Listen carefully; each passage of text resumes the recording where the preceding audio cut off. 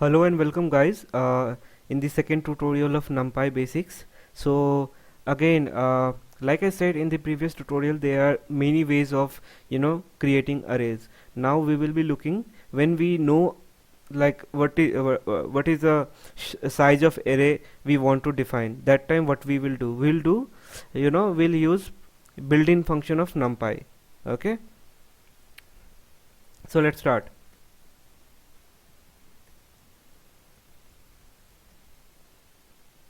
Okay, so there are many built-in way to basically create numpy arrays. Like I said, there are np dot zeros, np dot ones, then np dot arrange linspace. So we'll see one by one each of them. Okay, so let's say we know like what is the size of array we want to create. Okay, now so okay, let's start. So like I told how to see the source code of any particular built-in function. So you will use help function, and inside that just put np dot zeros, okay, whatever the built-in function you want to use, and it will show you the whole code of that particular built-in function. Or you can even use shift enter, like to see the source code. Shift enter, since it is not working, you can use help function. Okay, now we'll see how to basically code. So when you know, okay, the size of array you want to create, okay, so in this way you can create a array of zeros number. So like I said, so np dot zeros means telling you want 5 array element of zeros. Okay, so this is how you will be creating using np dot zeros built-in function. Now same way we have ones, linspace, all of them we'll see, but let's like practice some other dimension of arrays.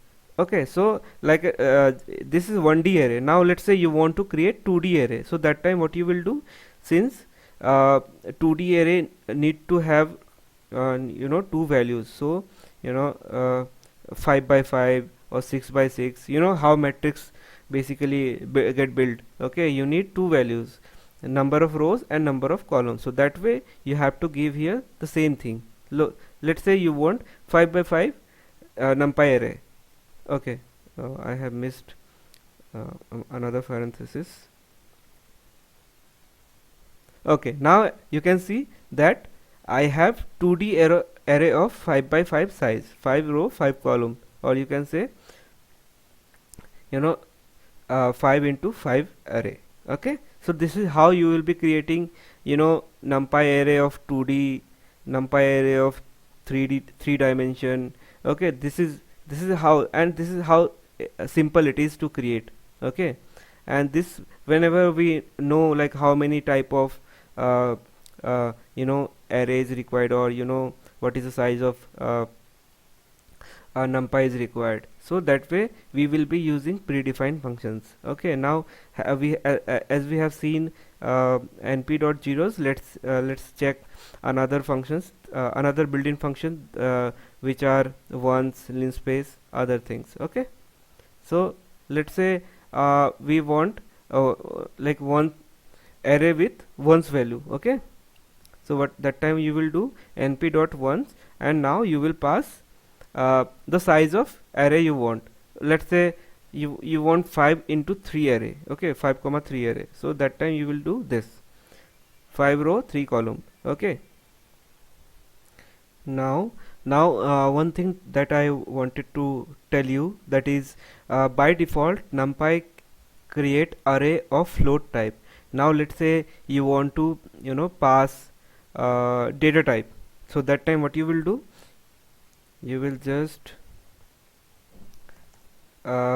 create a numpy array of 5 comma 3 size, and you will mention that d type equal to either int, or you can give float also. So np dot int. So now it will create array of integer data type, and this is how you will be defining any data type that you want to give. Okay, now let's say we have seen two ways. Now we'll see also the random way to do it. Okay, random method.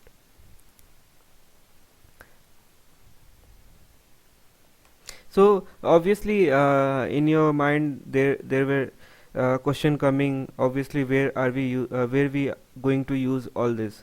Obviously you'll get to know in when we will be working with projects. You will see the use of all this. Okay, so to create numpy a random array, so you have to call numpy.random class with random method, and then you have to pass the size of array that you want. So here we have to pass a list. Okay, I mean the size inside the list. So let's say you want 2,3 size, okay, or 2,4 size.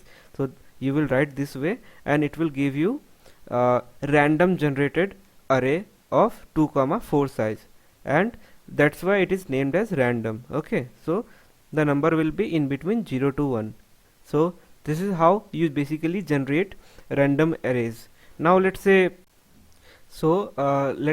you want array and in between given number. Okay, so that time what you will use np.arrange method. So what it does, it basically asks you to put two indexes, start index and index, and it will give you the number in between them. So let's use them. So let's say my start index is 5 and my end index is 100. So again in Python we know, right, the n index will be n minus 1, so 100 will not be printed. So if I print this, it will give me the number between 5 to 99. So this is how we use np arrange to give me number between the start index and the end index. Now let's say you want to give the step size. Now you want every fifth number to be printed, not all the number. Okay, so what you will do, you will just pass the step index, step size. Now it will show, you will see that it has given me multiples of 5, 10, 15, 20, like that. Okay, so this is how we will be using np.arrange. Now let's say you want the size of array, but you don't know the step size. So what I mean by that is, you know the length of array. So let's say your length will be of 10 array. Okay, but you don't know the step size, what it will be. Okay, so that time what you will do, you'll use np.linspace method. So the example I am showing here. So basically I want array between 10 to 20. Now how many numbers you want, how many array element you want? You want 50 element. Okay, so like I said, you know the range in between, you want the number, but you don't know the step size. Okay, for this step size will be 0.05, something like that. So then only it will be able to generate 50 numbers. So that's why when you don't know it, you will use linspace method. Okay, so now it will give me 50 numbers in between 10 to 20. Let's see how. Like I said, it will give me 50 numbers, so it has given me 50 number, but the step size is like 0.20, I guess. Okay, as you can see, 10.20, 10.40, 60, 80. So this is how when you don't know the step size, you can use linspace, so that it will create and give you that array with those number of elements. So hope up till here the things are clear, all the built-in method. Now apart from that, there are so many other built-in methods. So they are np.full, then np.tile I or np.I. So let's see these three also. So basically what happens, when we use full, basically it create a constant array of number n. So basically the np full, basically it does it create a constant array of any number that is of n.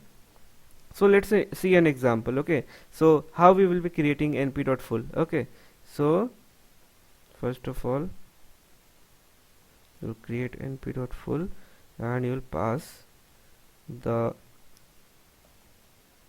size and the number you want. So basically what it does, it basically have created array of size 4 by 3. Now inside that, what number you want to see? You want to see 7, that's why it printed 7. You want to see 6, it will print 6, any number. So that's why, and there we use np.full to fulfill our requirement. Okay, so this is how the work of basically np.full is.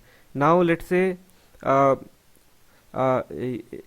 you want to so basically let's see an example of np.I. So have you heard about identity matrix? So this is how np.I help us create identity matrix. Okay, so basically let's say you want to create identity matrix of 3 by 3 size, and then what it will do, rest of the side, I mean only the diagonal will have value, rest of the part will array value will be 0. As you can see, it has created me a identity matrix, which how I identified it, because diagonal is 1 and rest of the value is 0, and this is how we use np.I to create an identity matrix. Now let's see the use of np.tile. So basically np.tile, we use it when we want a new array by repeating array of existing array that we have defined already, or you can say it is help us creating multi-dimensional array. So let's see an example and understand how they are different with other built-in methods. So basically to define it, we need to define an empty array that we want to repeat. Let's say this one, arr equal to 1 to 3. Now what you will do, you will type tile equal to np.tile, and then you will pass that particular array and how many time you want to repeat it. Okay, let's say 3 times you want to repeat it. So first of all, it will create a single dimensional array. Okay, now if you print this tile, it will show you one dimensional array. Now what you want multi-dimensional array. So again what you will use, np.tile. Okay, np.tile. Now you have to define your array as well as the size of array you want. So my array is array only. Now I want to define the size of my what my array will be. Okay, so I said I need 3 by 4 array. Okay, we need to enclose it into parenthesis.